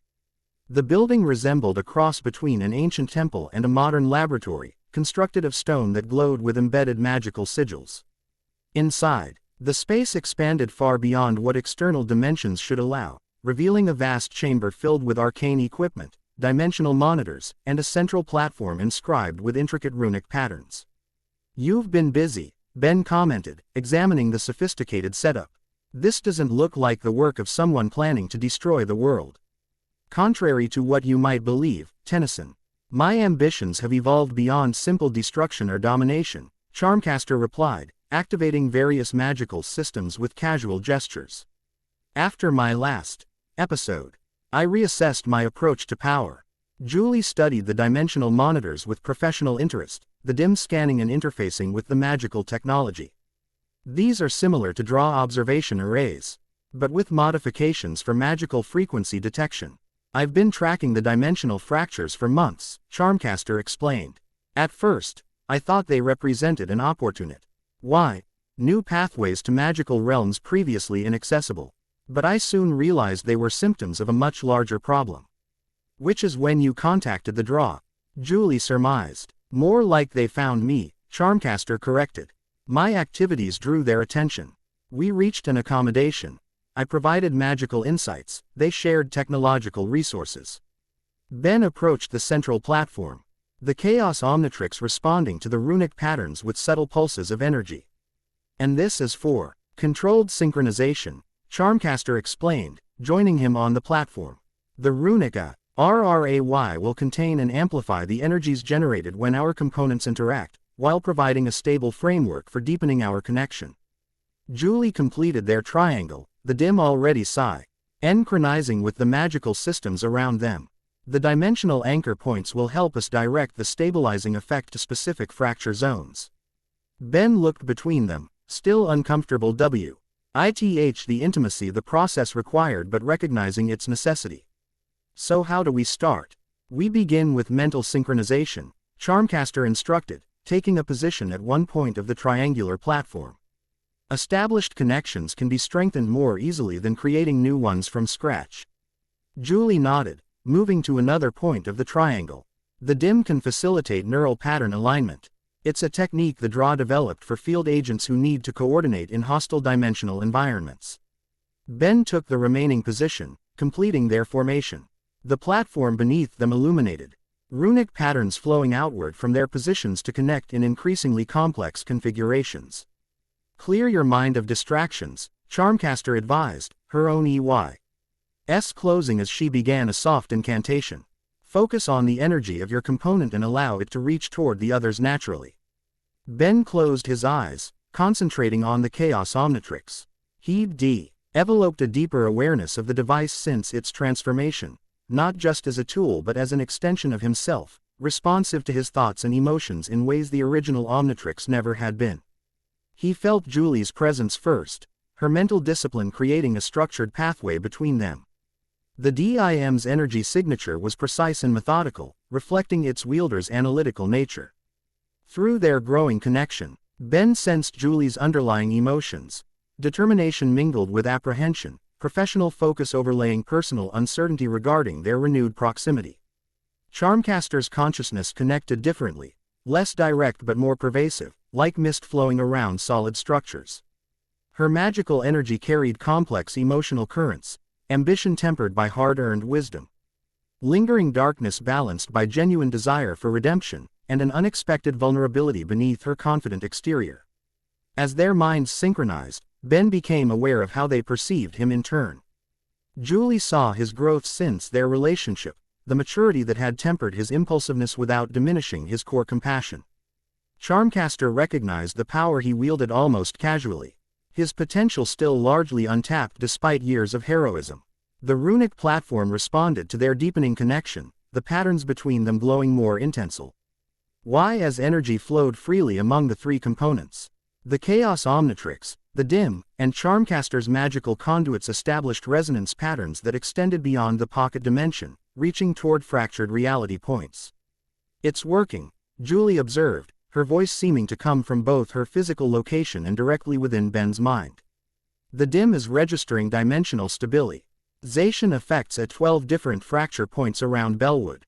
The effect is still temporary," Charmcaster cautioned, her consciousness maintaining the magical framework of their connection. "Without deeper synchronization, the fractures will reopen within hours." Ben sensed the truth in her assessment through their mental link. The current level of connection established a proof of cons. PT but lacked the sustainability needed for permanent repairs to dimensional boundaries. "Show me what we need to do next," he requested, opening himself to their guidance rather than resisting the process. Through their shared consciousness, Charmcaster projected understanding of the next synchronization level, emotional resonance beyond mere mental connection. This required not just awareness of each other's feelings but genuine empathic engagement, creating bonds of trust and mutual understanding. Julie's analytical mind immediately identified the challenge: emotional barriers. "We all have them, defensive mechanisms built from past experiences. They're limiting the synchronization potential." Ben recognized the truth in this observation. Despite the mental connection, parts of each of them remained guarded, hidden behind walls built from past betrayals, disappointments, and fears. "We need to lower our defenses," he acknowledged, the admission difficult but necessary. "Not completely, but enough to establish genuine trust, which requires vulnerability," Charmcaster added, her mental presence shifting as she demonstrated by lowering her own formidable barriers slightly. Like this, the effect was immediate, a deepening of their connection as Charmcaster allowed them glimpses of her true self. Not her complete being, but authentic aspects she normally kept hidden, her loneliness after years of isolation, her regret over past actions, her genuine admiration for their steadfast heroism despite impossible odds. Julie followed suit, carefully lowering selected barriers to reveal her own vulnerabilities. The conflict between duty and personal desire that had torn her away from Ben, her struggles to integrate the technological changes to her body after bonding with the DIM. Her fear that her humanity was gradually being compromised by her work with dimensional technologies. Ben hesitated longer, the prospect of such deliberate vulnerability foreign to his nature. As a hero, he'd learned to project confidence even in moments of doubt, to keep personal struggles private lest they interfere with his responsibilities. But through their connection, he felt the necessity of reciprocation. The synchronization required balance between all three components. Gradually, he lowered his own barriers, allowing them to sense his deeper truths, the burden of responsibility he carried silently. His lingering guilt over failed relationships and teammates lost in battle, the isolation he sometimes felt despite being surrounded by allies and admirers, and his fear that mastering the Chaos Omnitrix might require sacrificing parts of his humanity. The platform beneath them pulsed with renewed energy as their emotional resonance strengthened. The runic patterns expanded beyond the physical structure, creating a dome of interconnected symbols that encased them in a shared reality where their consciousness existed partially merged yet individually distinct. Through this deeper connection, Ben suddenly understood aspects of both women that had previously eluded him. Julie's apparent emotional distance wasn't coldness but a carefully constructed protection again. Saint the pain of separation her duties required. Charmcaster's antagonistic history stemmed not from inherent malice but from a profound sense of abandonment and desperate search for belonging. Similarly, they gained insights into him, Julie recognizing how her departure had reinforced his fear of inevitable loss, Charmcaster understanding his reflexive humor as a shield against overwhelming responsibility rather than immaturity. Ben struggled to articulate the experience even within their shared consciousness. Intimate, Julie supplied, her mental presence both odd and slightly uncomfortable with the depth of connection. Natural, Charmcaster countered. This is how beings are meant to connect, without the artificial barriers created by fear and social conditioning. The synchronization continued strengthening, their emotional resonance creating harmonic patterns that extended the dimensional stabilization effect. Through the monitoring systems, they observed micro-FR actors throughout Bellwood sealing themselves, the effect spreading outward like ripples in still water. The effect range has tripled, Julie reported, the DIM's analytics flowing through their shared consciousness.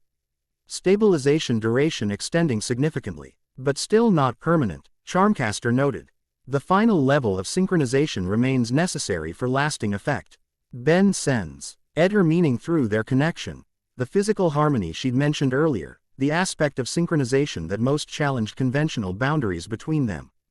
Yet through their emotional resonance, he understood it differently now, not merely as physical intimacy but as the natural completion of a connection already established on mental and emotional levels. Before they could explore this concept further, an alarm sounded from one of the dimensional monitors. Their shared consciousness immediately focused on the threat, the emotional synchronization providing perfect coordinate. Ion without need for verbal communication. Major breach forming, Julie identified, the DIM's analysis flowing directly to their shared awareness. Downtown Bellwood, near the first incursion site. Entity signatures detected, multiple convergences. They're responding to our synchronization, Charmcaster realized. They can sense the chaos matrix components aligning and they're attempting to interrupt the process. Ben made a decision that flowed instantly to the others. We need to address this breach directly. The synchronization we've established should be sufficient to contain it if we work in perfect coordination. Agreement passed wordlessly between them as they prepared to break the meditation state while maintaining their emotional connection. The runic platform gradually powered down, the symbolic dome retracting as they returned to more conventional consciousness. Opening his eyes, Ben found the experience of physical separation almost disorienting after the intimacy of their shared mental state. Julie and Charmcaster appeared similarly affected, blinking as they readjusted to individual perception. Julie began, her voice sounding strangely distant compared to the direct mental communication they'd shared. Enlightening, Charmcaster finished, her typical confidence tempered by a new softness when she looked at both of them. Ben nodded, finding words inadequate after such profound connection. Let's go deal with these entities. We can process everything else afterward. As they prepared to teleport to the breach location, Ben noticed subtle changes in their interactions, movements unconsciously synchronized, anticipation of each other's needs without verbal communication, a comfort in proximity that hadn't existed hours earlier. The emotional resonance remained, a background hum connecting them even as they focused on the immediate threat. Whatever came next, both in battle and in the progression of their necessary synchronization, Ion had been transformed by the barriers they'd lowered.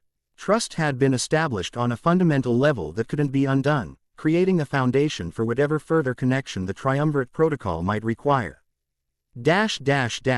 Downtown Bellwood had transformed into something from a surrealist nightmare. The dimensional breach hovered above the city center, larger than any previous incursion ND pulsing with chaotic energy that distorted reality in its vicinity. Gravity fluctuated unpredictably, causing vehicles and smaller objects to float momentarily before crashing down again. Time flow inconsistently. Plants withered and bloomed in rapid cycles, electronic displays flickered between past and future timestamps. Most disturbingly, portions of other realities bled through where the breach's influence was strongest.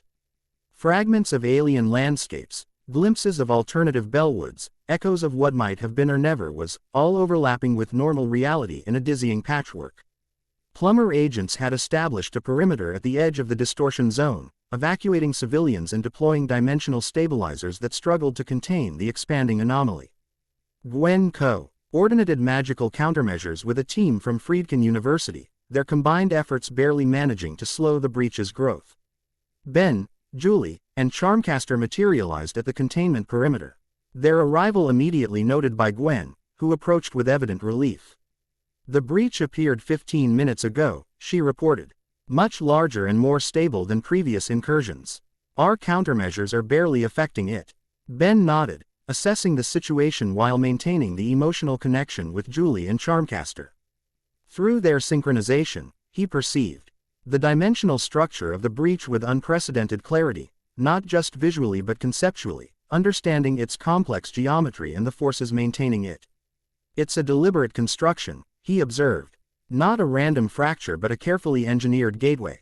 Designed specifically to resist conventional containment methods," Julie added, the dim analyzing energy patterns that FL owed from her consciousness directly to Ben and Charmcaster.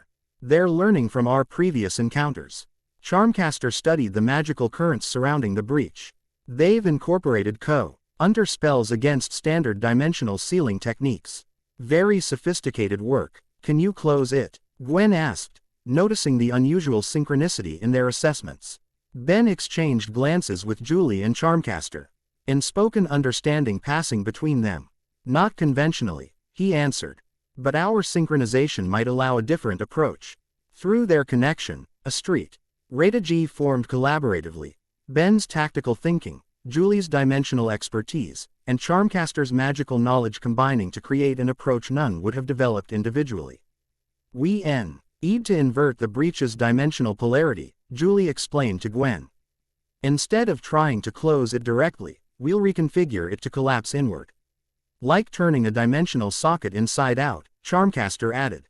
"The entities will be drawn back through their own gateway before it seals itself." Gwen looked skeptical. "That kind of manipulation would require incredible precision and power." "We have both," Ben stated with quiet confidence, the Chaos Omnitrix pulsing in resonance with the dim and Charmcaster's magical aura.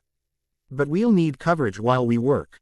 The entities will try to separate us once they understand our intention." Gwen nodded, immediately grasping the tactical situation. "I'll coordinate defense with the plumber teams." "How much time do you need?" 4 minutes to establish the inversion framework," Julie calculated. "Another 2 to implement and stabilize." "You'll have it," Gwen promised, already moving to organize their protection. Ben activated the Chaos Omnitrix, the selection interface appearing with alien combinations that seemed to anticipate his needs. He chose a form that combined feedback's energy manipulation with Clockwork's tempo. Raw abilities and elements of Alien X's reality alteration, precisely what their strategy required. The transformation was remarkably smooth, their emotional synchronization allowing Julie and Charmcaster to stabilize the process. Ben's hybrid form manifested with perfect integration of the selected alien abilities, his consciousness expanded yet anchored by his connection to the others. They moved as one toward the center of the containment zone, positioning themselves equidistant around the breach. Without needing verbal coordination, they established a triangular formation that aligned with the dimensional geometry of the anomaly. The entities responded immediately, emerging from the breach in greater numbers and variety than previous encounters. Some resembled the crystalline insectoids they'd faced earlier, while others manifested as amorphous energy constructs or geometric abstractions that hurt the eye to observe directly. Synchronization detected, the entities announced in unsettling harmony. Triumvirate protocol activation imminent. Countermeasures deployed. The attack came from multiple vectors simultaneously: energy projectiles, dimensional distortions, and target disruption fields specifically designed to break their emotional connection. Gwen's team responded with coordinated defense, magical barriers intersecting with plumber technology to create layered protection around Ben, Julie, and Charmcaster. Within their defensive perimeter, the three began implementing their strategy. Ben channeled the Chaos Omnitrix's energy through his transformed state, creating a network of energy tendrils that connected directly to the breach. Julie directed the DIM's dimensional analysis into this network, identifying harmonic frequencies that could manipulate the breach's structure. Charmcaster wove complex spells that reinforced their manipulations with magical stability. Their emotional synchronization deepened under pressure, barriers falling further as necessity overrode hesitation. Ben found himself aware of Julie's calm calculation beneath surface tension, her mind processing dimensional mathematics with inhuman precision while maintaining absolute focus on their shared goal. Similarly, he sensed Charmcaster's magical intuition working at levels beyond conscious thought, her understanding of arcane energies both intellectual and instinctive. Through their connection, they perceived him equally clearly, his strategic adaptability, his unwavering determination despite growing strain, his protective instinct extending to shield them from the worst of the dimensional feedback as they manipulated forces never meant for human interaction. The inversion framework took shape around the breach, invisible to normal perception but blindingly obvious through their synchronized senses. Complex energy patterns interlocked with mathematical precision, creating a dimensional counterpart to the anomaly that could potentially reverse its polarity. Framework at 70% completion, Julie reported, both verbally and through their connection. Breach stability fluctuating in response. The entities intensified their assault, recognizing the threat to their gateway. Several larger constructs emerged, their forms more coherent and purposeful than previous manifestations. They moved with tactical intelligence, targeting specific weaknesses in the defensive perimeter. They're adapting to our strategy, Charmcaster warned, maintaining her spell weaving despite increasing pressure. Incorporating counter frequencies to disrupt the inversion framework. Ben felt the strain through their connection, Julie's concentration fragmenting as she fought to maintain dimensional calculations against active interference, Charmcaster's magical reserves depleting as she reinforced their work against increasingly sophisticated countermeasures. A decision formed in his consciousness, flowing to the others through their emotional link. They needed deeper synchronization to complete the inversion before the entities could neutralize their efforts. The final level Charmcaster had described, physical harmony, could provide the necessary power boost. But initiating it under battlefield conditions carried significant risks. Understanding passed between them without words, acceptance mingled with apprehension. What might have been awkward or inappropriate under normal circumstances became necessary and natural within the context of their mission and established connection. Gwen, Ben called out, we need 30 seconds of absolute coverage. Maximum containment. His cousin understood the urgency if not the specifics. With a gesture that drew on her deepest reserves, Gwen created a dome of pure mana energy around their position, temporarily isolating them from the chaos outside. Within this moment of relative safety, Ben, Julie, and Charmcaster moved together at the center of their formation. The physical contact was brief but deliberate, hands interlocking, foreheads touching in a triangle formation, energy flowing between their three components with unprecedented intensity. The physical connection completed circuits that mental and emotional synchronization had prepared. Energy cascaded through their linked forms, the Chaos Omnitrix pulsing with power that flowed through Ben's transformed state into Julie and Charmcaster. The DIM's dimensional harmonics amplifying exponentially as it synchronized with both other components, Charmcaster's magic transcending conventional limits as it integrated with technological precision. For a moment that existed both infinitely brief and eternally, the three consciousness merged completely, not just connected but unified in purpose and power. Through this perfect synchronization, they perceived the full potential of the triumvirate protocol. Not just dimensional repair but fundamental harmonization of chaotic forces across multiple realities. The inversion framework completed instantly. Mathematical precision and magical intuition operating in perfect concert. The breach responded immediately, its structure collapsing inward as dimensional polarity reversed with explosive force. Entities caught in the reversal field were drawn back toward the breach, their forms destabilizing as reality reasserted fundamental laws they had violated. The larger constructs fought against the pull, anchoring themselves to physical objects or creating counter fields that temporarily resisted the inversion effect.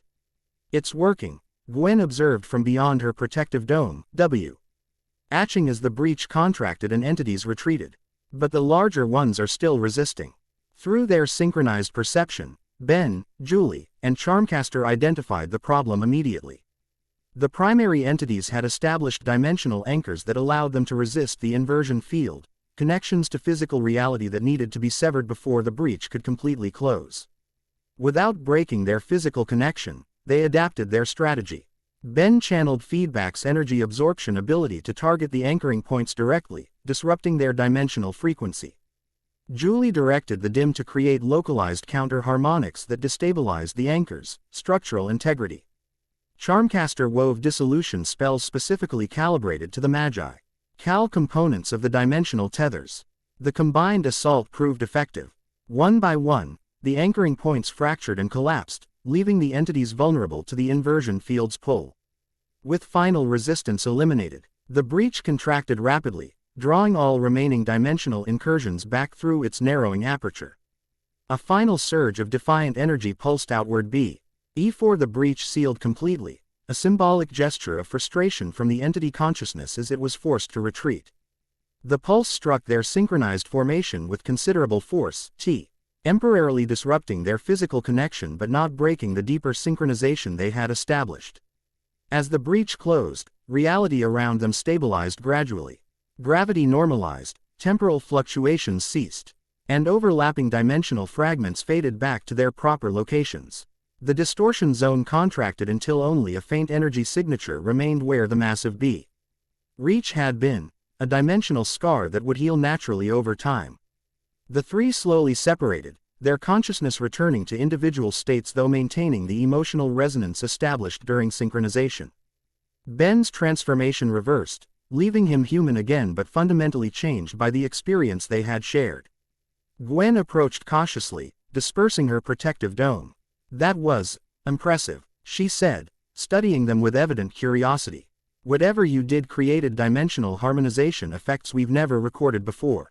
We completed the first true implementation of the Triumvirate Protocol," Charmcaster explained, her usual smugness tempered by genuine wonder at what they had accomplished. Not just synchronization but true harmony between the components. "The stabilization effect extends well beyond Bellwood," Julie reported, checking the DIM's readings. "Dimensional fractures are sealing throughout the region. But not permanently," Ben added, sensing this truth through their lingering connection. "We managed to reverse this breach and create temporary stabilization, but the underlying problem remains." Charmcaster nodded in agreement. "The entity consciousness is still active, still seeking to reconstitute itself through the chaos matrix. They'll try again, with greater understanding of our capabilities. And next time, Hale'll have countermeasures specifically designed against the Triumvirate Protocol," Julie concluded, her analytical mind already processing potential adaptations they would need to make.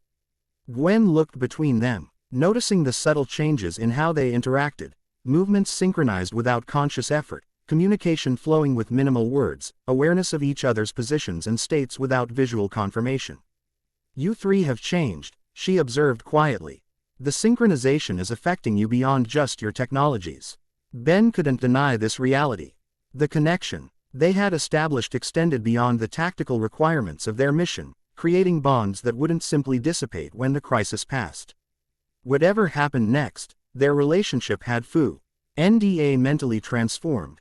Boundaries crossed that couldn't be uncrossed, understanding reached that couldn't be unlearned.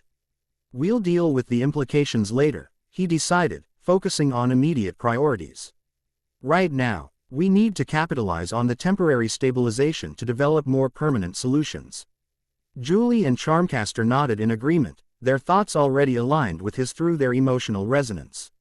The personal aspects of their synchronization, complex, profound, potentially problematic, would need addressing, but the mission remained paramount.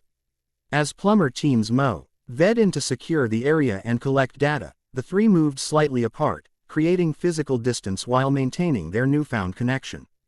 Each processed the experience differently yet similar. Aware that their shared consciousness had created understanding impossible to achieve through conventional means, and relationships impossible to categorize by traditional standards. Ben watched, Julie conferring with plumber technicians, her expertise evident as she translated complex dimensional data into actionable intelligence. Nearby, Charmcaster advised the magical consultants from Friedkin, her knowledge of practical dimensional magic surpassing their theoretical understanding. Both women occasionally glanced in his direction, the emotional resonance between them pulsing with unspoken awareness. The Chaos Omnitrix on his wrist had settled into a more stable configuration, the swirling patterns beneath its surface flowing in rhythmic harmony rather than chaotic fluctuation. The device had evolved, as had its wielder, changed by connection rather than isolation, strengthened by vulnerability rather than invulnerability. As the cleanup operation continued around them, Ben found D himself contemplating the entity's warning about insufficient time. 72 hours had seemed manageable when first mentioned, but their temporary victory had come at considerable cost. The emotional and physical resources required for full implementation of the Triumvirate Protocol were substantial, and the entities would return stronger and more prepared. Yet for the first time since the crisis began, Ben felt genuine optimism. The connection they had established, unexpected, unprecedented, undeniable, represented power beyond what any of them could wield individually. If complete synchronization could produce such dramatic effects even briefly, perhaps mastery of the Triumvirate Protocol could indeed provide permanent solutions. The challenge would be achieving that mastery within the limited time available, and navigating the personal implications of the process. As Ben caught Julie's eye across the containment zone, the emotional resonance between them pulsed with complex feeling. Connection mingled with uncertainty, attraction complicated by circumstance, genuine affection shadowed by duty's demands. Similar complexity colored his awareness of Charmcaster, their historic antagonism transformed by shared consciousness into something neither could have anticipated, mutual respect layered with cautious fascination, understanding that extended beyond forgiveness into genuine appreciation of each other's core being. Whatever came next would require careful navigation of these evolving relationships alongside their technical preparations for the entity's return. The Triumvirate Protocol demanded harmony on all levels, mental, emotional, physical, between three individuals with complicated histories and uncertain futures. As night fell over Bellwood, the dimension scar above the city center glowed faintly in the darkness, a reminder of battles won and challenges still ahead. The war for reality's integrity had only just begun, and its outcome would depend not just on technology, magic, and dimensional science, but on the human connections being forged between unlikely allies united by cosmic necessity and increasingly, by choice. Chapter 2 End. The end. Remember to subscribe and like this video. See you in the next video.